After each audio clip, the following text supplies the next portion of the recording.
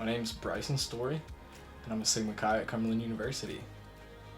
So as a student at Cumberland, I originally pursued a degree in biology. I stayed there for a year, and then I ended up in business because biology got really hard, although it's what I loved. I love the outdoors, I love fishing and hunting.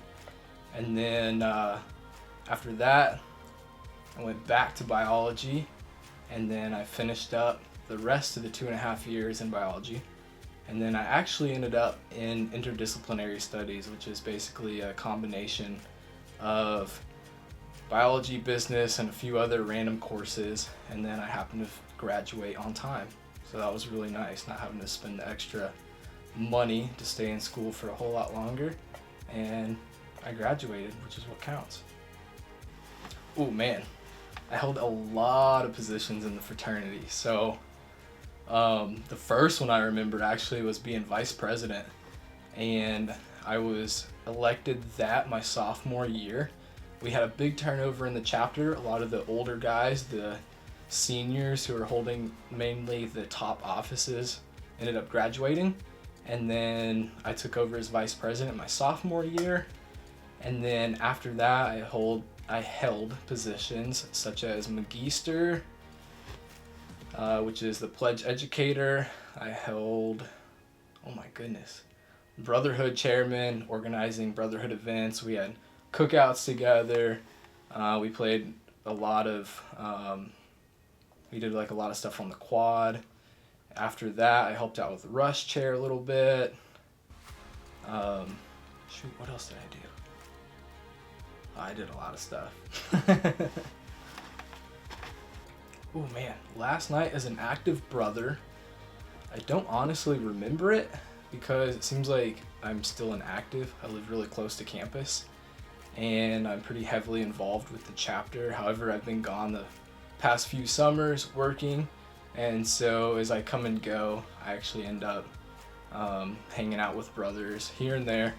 And then whenever they need me, especially for events like initiation and rush, I'm always here to help. So I honestly don't really remember my last night as an active, but I guess it'd technically be before graduation. And I kind of miss the days of being a true active. However, I still feel like I'm always an active brother at heart.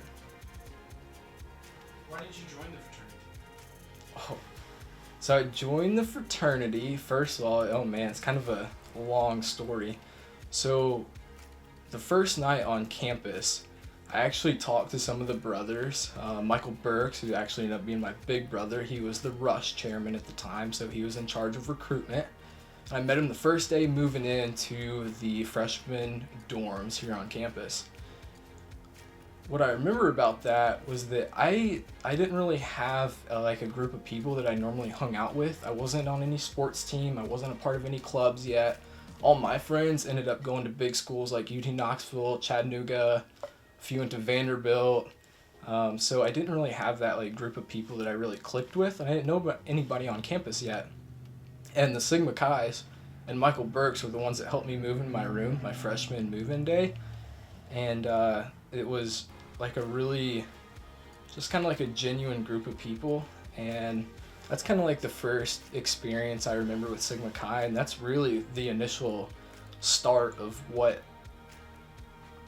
my journey as a Sigma Chi was all about, was just that initial phase.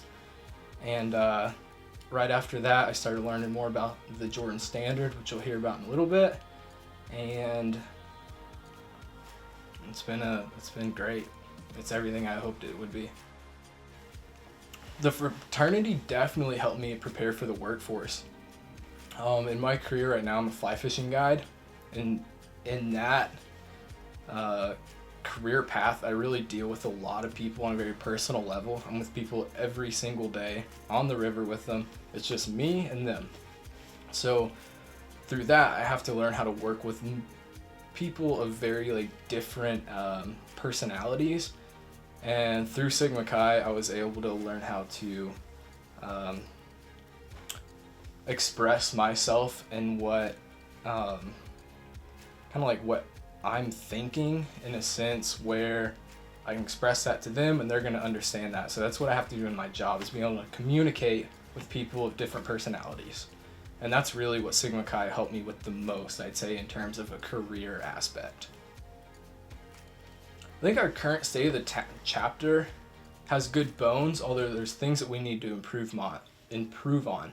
So I think the biggest thing that we need to improve on right now would be our brotherhood.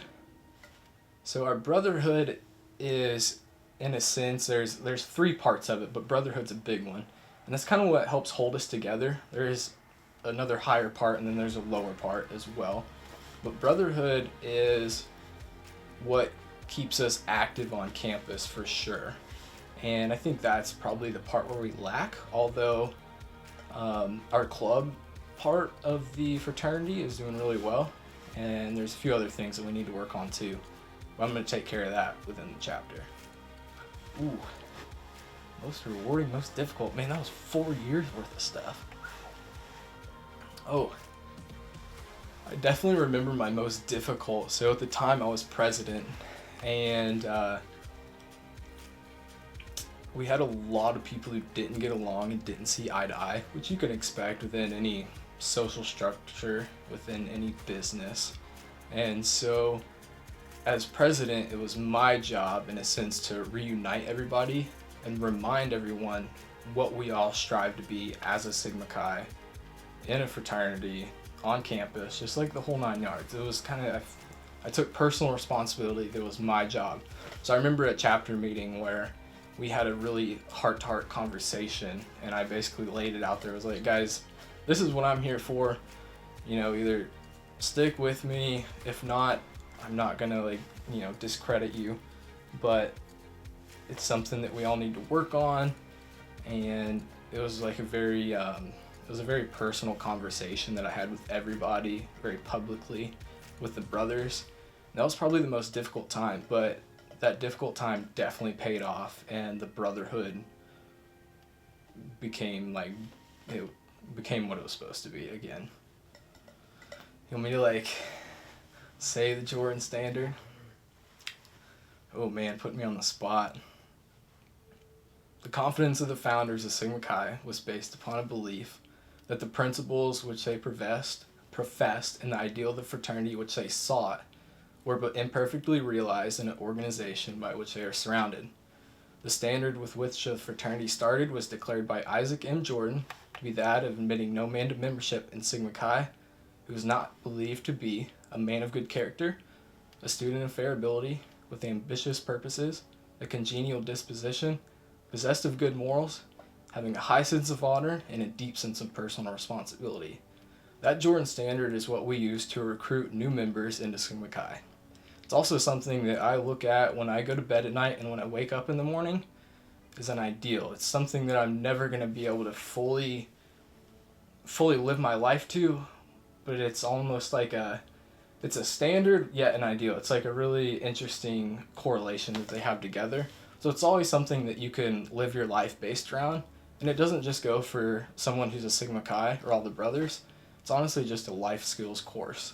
I mean, it's something that anybody can wake up or go to bed and look at and determine whether they've, lived the life in the sense that they really want to live. Oh, values.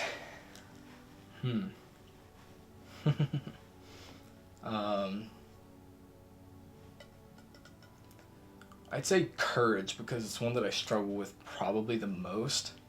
I'm very comfortable in my own skin, but it also hinders me because I'm not good at getting outside of that. I'm not good at thinking outside the box in terms of other places, or I don't have quite the sense of high ambition that I'd really like to.